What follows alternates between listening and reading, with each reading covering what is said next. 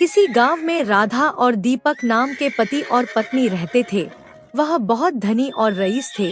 गांव में उनके जैसा कोई नहीं था। उनके दो जुड़वा बेटियां थी। एक का नाम दिव्या और दूसरे का नाम निशा था। दिव्या बहुत ही गोरी थी और निशा बहुत ही काली थी।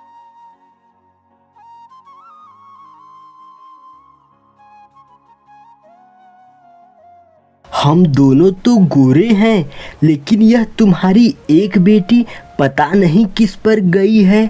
पता नहीं तुम किसके साथ मुंह काला की हो जो यह काली बेटी जन्मी है।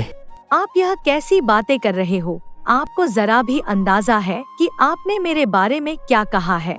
जब से मेरी शादी हुई है तब से मैं इस घर से बाहर कदम नहीं रखी हूँ। आप मेरे ऊपर नहीं बल्कि मेरे कैरेक्टर पर उंगली उठा रहे हो। अब तुम ही बताओ, मैं गोरा तुम भी गोरी, तो ये बेटी तुम्हारी इतनी काली कैसे? दीपक इसी प्रकार से राधा से लड़ता है, जिसके बाद दीपक और राधा की लड़ाई एक वक्त पर आकर खत्म हो जाती है।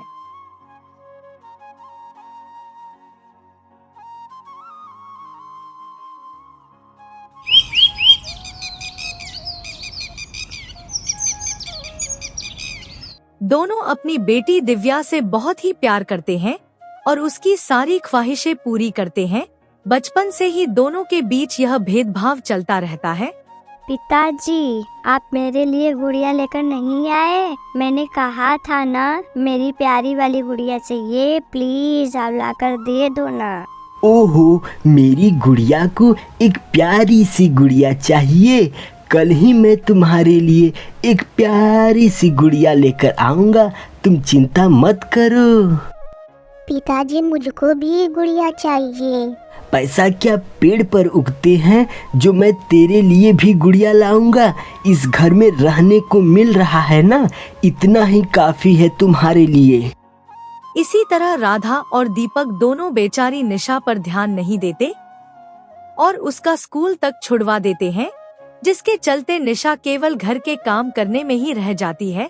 ऐसे ही समय बीतता गया और दोनों बहनें बड़ी हो जाती है। दिव्या अपनी खूबसूरती के कारण अपनी बड़ी बहन निशा से नफरत करती है।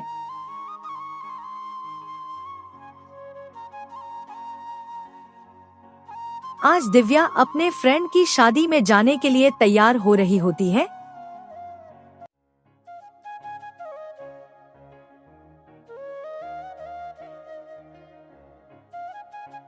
वाओ, आज मैं कितनी सुंदर लग रही हूँ। अब जाती हूँ अपनी बहन को चिढ़ाती हूँ। निशा झाड़ू लगा रही थी, तभी वहाँ दिव्या पहुँची। ओ बहन जी, देखो मुझे, आज सारे मेहमान मुझे ही देखेंगे। तुम्हारी ऐसी हालत है, नहीं तो मैं तुमको भी अपने साथ ले चलती। मुझे तो तुमको अपनी बहन कहने में भी शर्म आती है। तुम झाड़ू लगाते हुए ही अच्छी लगती हो। ऐसा कहकर दिव्या शादी में चली जाती है और निशा वही खड़े के खड़े रह जाती है।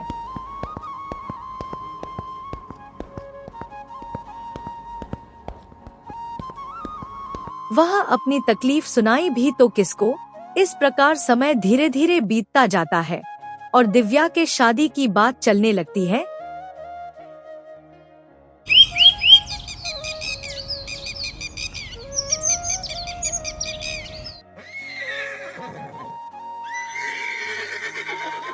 ओ जी, सुनती हो, मेरे दोस्त का लड़का बहुत सुंदर है और उन लोगों का कारोबार भी बहुत बड़ा है। दिव्या की शादी की बात करे क्या उनसे? हाँ जी, इससे अच्छी बात क्या हो सकती है। हमारी दिव्या वहाँ महारानी बनकर रहेगी।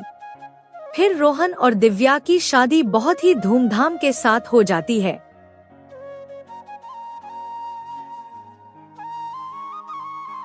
उसके कुछ दिन बाद निशा से पीछा छुड़ाने के लिए राधा और दीपक ने निशा की शादी एक गरीब घर में कर दी। परंतु निशा के परिवार वाले बहुत अच्छे थे, वह निशा को बहुत मानते थे। इधर दिव्या के घर उसका पति और सास उसको किसी न किसी बात को लेकर डांटते रहते थे।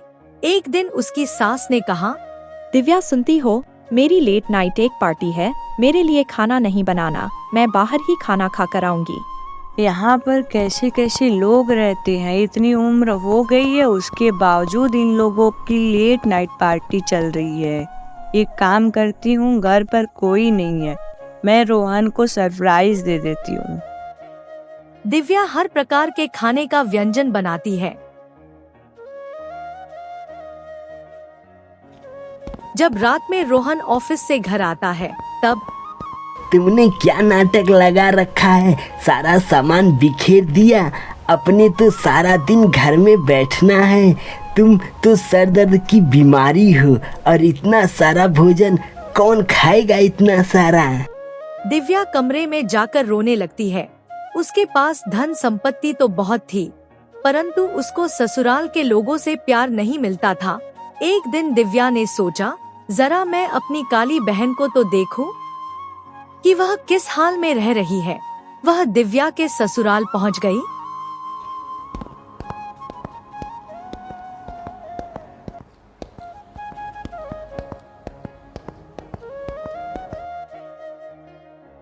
निशा दिव्या को देखकर बहुत खुश होती है और दिव्या को पानी पीने के लिए मिठाई लाती है।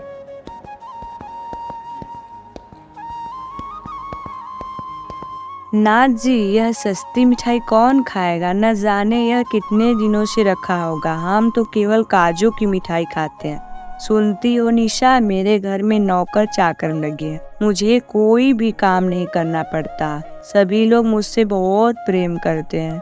अच्छा ठीक है, अब मैं चलती हूँ। ऐसा कहकर दिव्या चली जाती है।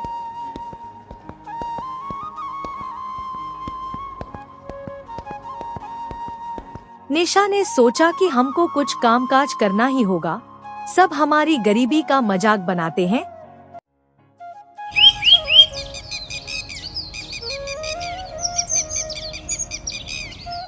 एक दिन रोहन शराब पीकर घर आया और नशे में पूरी तरह चूर था।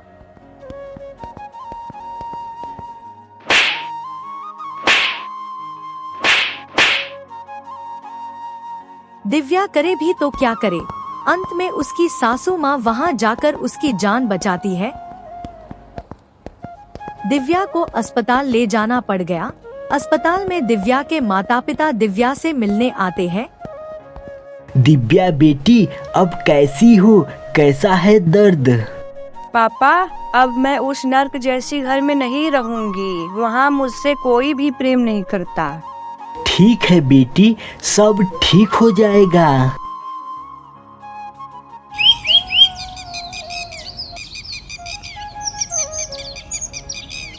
दिव्या ठीक होकर अपने ससुराल चली जाती है।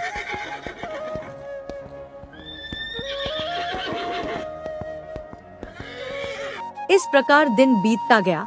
दिव्या के तेवर पहले जैसे ही थे। एक दिन उसने सोचा, अपनी गरीब बहन को जाकर देखती हूँ कि वह मर गई या जिंदा है, उसे एक समय का खाना भी नसीब होता है या नहीं। दिव्या निशा के घर जाती है। घर पहुँचने के बाद वह आश्चर्यचकित हो जाती है। निशा का टूटा फूटा घर बहुत ही सुंदर घर बन गया था। घर के भीतर जाकर देखती है तो निशा कपड़े की सिलाई कर रही होती है।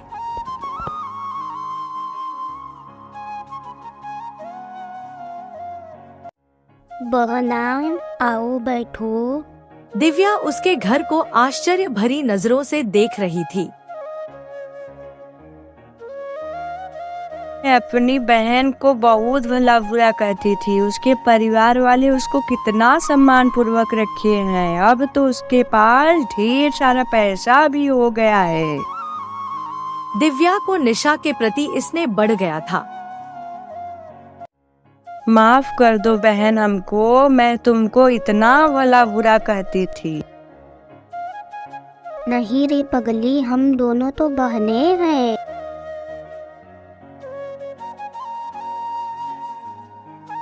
दिव्या का परिवार भी दिव्या के प्रति अच्छा बर्ताव करने लगा था। इस प्रकार दोनों बहनें हंसी खुशी जिंदगी गुजारने लगते हैं।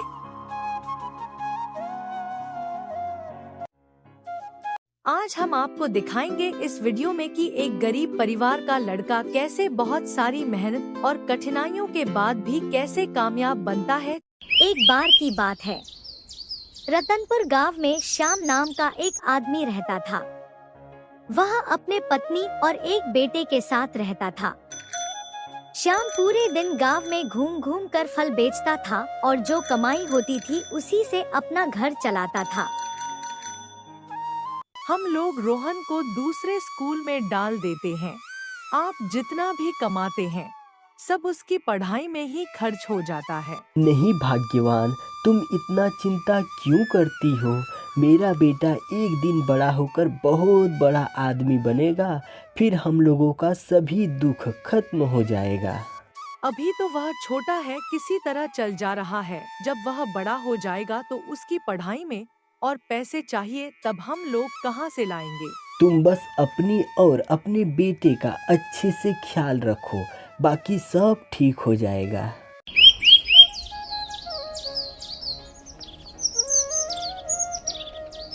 श्याम अपना साइकिल लेता है और गांव में फल बेचने चल देता है और रोहन भी स्कूल चला जाता है।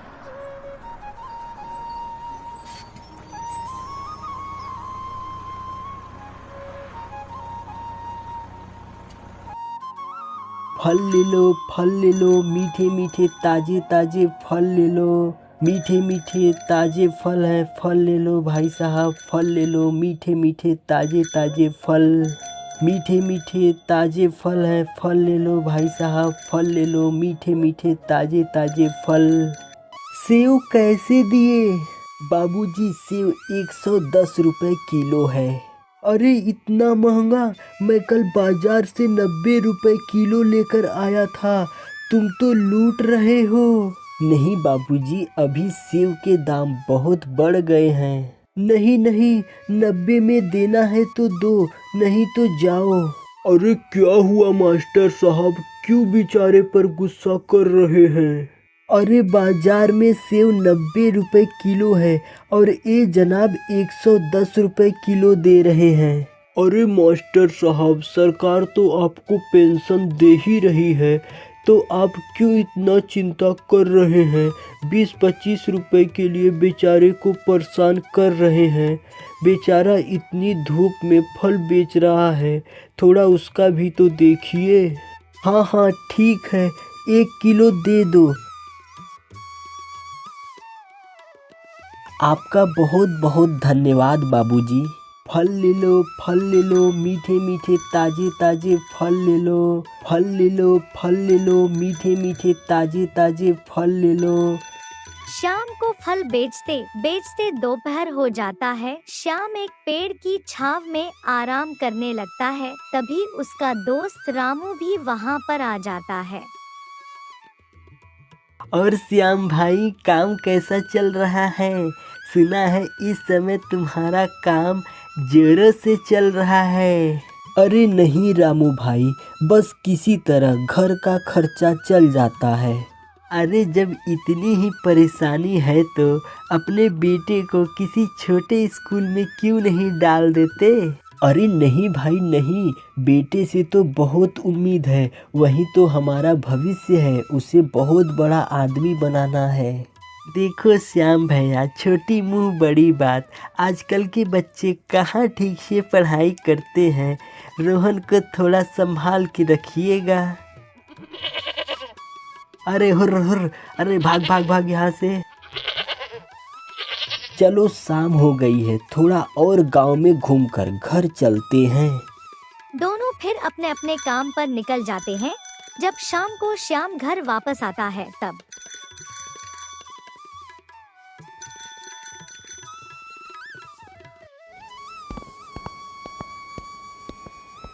आप आ गए जी, थोड़ा आराम कर लीजिए। हाँ, दिन भर तो आराम ही हुआ है आज तो खर्चा भी नहीं निकल पाया। वैसे भी कल रोहन के स्कूल का फीस भी भरना है। 3 महीने से फीस बाकी है, इस महीने में पूरा जमा करना है। ठीक है, कल सुबह मैं रास्ते में जाने के टाइम मास्टर जी से बात कर लूँगा।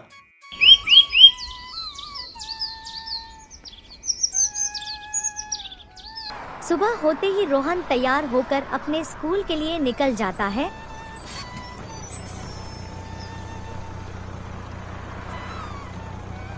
और श्याम भी अपने काम के लिए चल देता है।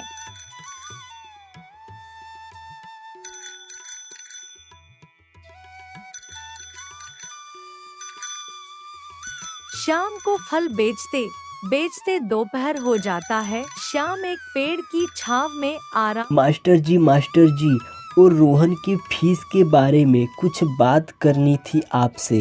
नहीं, अभी उसके बारे में कुछ बात नहीं करनी है। इस महीने में आपको फीस भरना ही पड़ेगा, नहीं तो रोहन को स्कूल से निकाल दिया जाएगा। इतना कहकर मास्टर जी चले जाते हैं।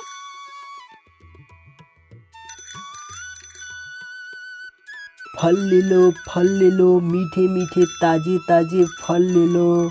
मीठे मीठे ताजे फल हैं, फल ले लो भाई साहब, फल ले लो, मीठे मीठे ताजे ताजे फल। श्याम पूरे दिन फल बेचने के बाद दोपहर को रामू से मिलता है। क्या बात है, बहुत चिंता में लग रहे हैं श्याम भैया। हाँ भाई, रोहन की स्कूल का फीस देना है और घर के खर्चे के लिए भी पैसे नहीं मिल पा रहे हैं। समझ में नहीं आ रहा है क्या करूं। इतना चिंता क्यों कर रहे हैं, मैं दे देता हूं अभी, जब तुम्हारे पास होगा तो लौटा दीजिएगा। तुम्हारा बहुत बहुत धन्यवाद भाई। अरे इसमें धन्यवाद की क्या बात है, एक दोस्ती दूसरे दोस्त के काम आता है।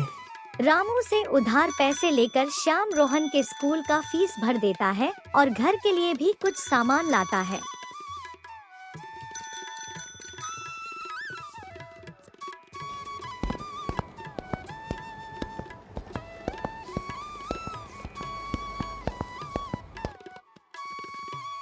आपने रोहन के स्कूल का फीस भरा कि नहीं अभी? हाँ, जमा कर दिया हूँ, बहुत प्यास लगी है, थोड़ा पानी लेकर आओ। सावित्री श्याम को पानी ला कर देती है।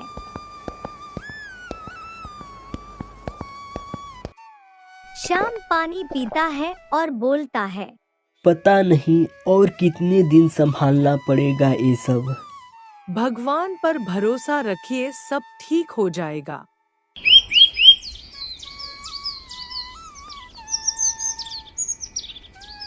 रोहन के परीक्षा का परिणाम आ जाता है। रोहन का अपने स्कूल में पहला स्थान आया। यह सब सुनकर सावित्री और श्याम बहुत खुश होते हैं। पापा, मेरी पढ़ाई पूरी हो चुकी है, अब नौकरी की तैयारी करने घर से बाहर जाना पड़ेगा। पर बेटा, तैयारी तो घर पर भी हो सकती है ना? नहीं पापा, गांव में ऐसा माहौल नहीं है, मुझे बाहर ही जाना पड़ेगा। ठीक है, उसका जाने का मन है तो जाने दीजिए। वैसे भी बाहर तो अच्छी अच्छी कॉलेज होंगे। ठीक है बेटा, कब जाना है और कितने पैसे चाहिए मुझे कल बता देना।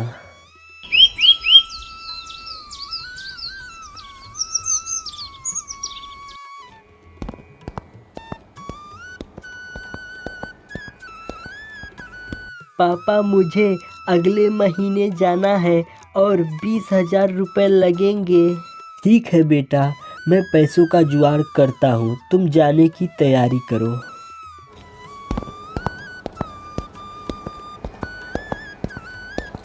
सुनिए जी, इतने पैसों का इंतजाम कहाँ से होगा? हमारे पास तो इतने पैसे नहीं हैं।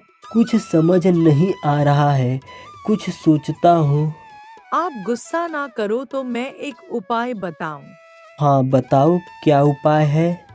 मैंने शादी के कुछ गहने बचा कर रखे हैं, उसको बेचकर पैसों का जुगाड़ कर लेते हैं। पागल हो गई हो क्या? क्या बोल रही हो तुम? मैंने सोच समझ कर बोला है, बस थोड़े समय की बात है, फिर रोहन नौकरी करने लगेगा तो गहने फिर से बन जाएंगे।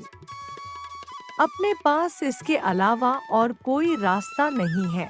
सही कह रही हो, और कोई उपाय ही नहीं दिख रहा है। सावित्री ने कुछ गहने श्याम को दिए। श्याम उस गहनों को सुनार के पास बेचकर पैसों का इंतजाम कर देता है।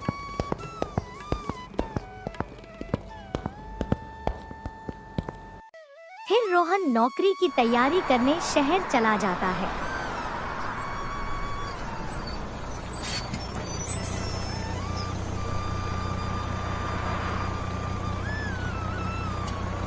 रोहन के बिना घर कितना सूना सूना लग रहा है ना।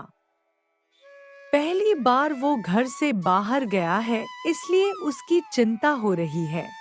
चिंता मत करो, सब कुछ ठीक होगा। अब वो छोटा बच्चा नहीं रहा। रोहन शहर पहुंचकर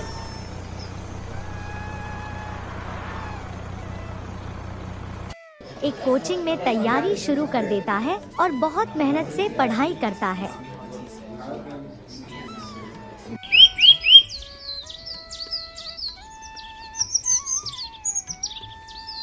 एक दिन शाम जब घर वापस आता है तब क्या हुआ भाग्यवान, इतनी शांत क्यों बैठी हो? इतने दिन हो गए रोहन का कुछ समाचार नहीं मिल रहा है, मुझे उसकी चिंता हो रही है। चिंता मत करो, सब ठीक हो जाएगा। मम्मी पापा आप लोग कहाँ हो? दोनों आवाज सुनकर बाहर आते हैं और रोहन को सामने देखकर बहुत खुश होते हैं। रोहन तुम अचानक से, सब ठीक है ना बेटा? हाँ मम्मी, सब ठीक है। वो कोचिंग का छुट्टी था तो आप लोग से मिलने का मन हुआ तो चला आया। अच्छा किए बेटा तुम आ गए, तुम्हारी मम्मी को बहुत चिंता हो रही थी तुम्हारी। अरे मम्मी, मैं अब छोटा बच्चा थोड़ी हूँ। रोहन बेटा, तुमको वहाँ खाना नहीं मिलता था क्या? क्या हाल बना लिए हो अपना? अरे मम्मी, वहाँ पर पढ़ने के अलावा समय ही नहीं मिलता नहाने का और खाने का। बातें करते करते रात हो जाती है, सभी लोग खाना खाकर सो जाते हैं।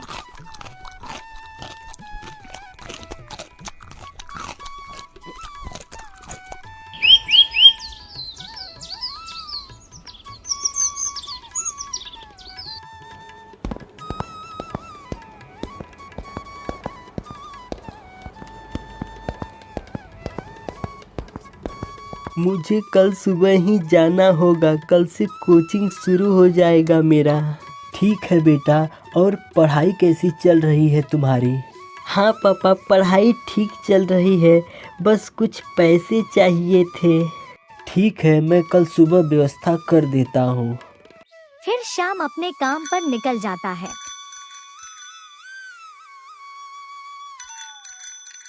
फल ले लो, फल ताजे ताजे फल भाई साहब, फल ले लो, फल एकदम ताजे ताजे हैं। फल ले लो, फल ले लो, फल ताजे ताजे फल भाई साहब, फल ले लो, फल एकदम ताजे ताजे हैं। फल ले लो, फल। शाम को घूमते घूमते दोपहर हो जाती है, उसका एक भी फल नहीं बिकता है। शाम एक पेड़ के नीचे आराम कर रहा होता है, तभी रामू आ जाता है।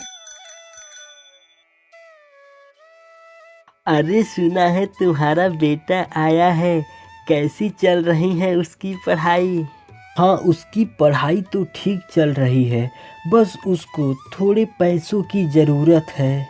अरे यार, इस समय तो मेरा भी काम ठीक से नहीं चल रहा है, मेरे पास भी पैसे नहीं हैं। समझ में नहीं आ रहा है कि अब क्या करूं। फिर शाम हो जाती है, दोनों वहाँ से चल देते हैं।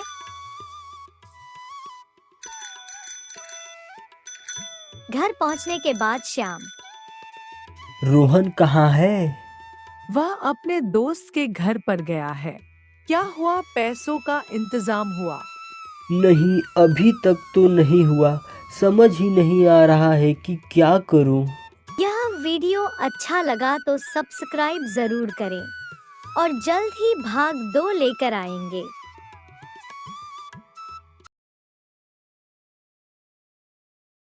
यह वीडियो आपको कैसा लगा हमें कमेंट बॉक्स में ज़रूर बताएं और चैनल पर पहली बार आए हैं तो इस चैनल को ज़रूर सब्सक्राइब करें।